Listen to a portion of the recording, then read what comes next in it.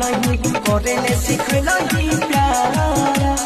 बीच रहिया में छोड़ के गलही गलत के राह हमार कि दिलावा तोड़ देलही ये पगली छोड़ देलही कि दिलावा तोड़ देलही ये पगली छोड़ देलही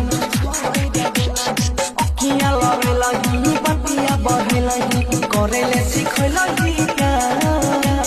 बीच रहिया में छोड़ के गलही गलती के राह हमार कि दिलावा तोड़ देलही ए रनिया छोड़ देलही कि दिलावा तोड़ देलही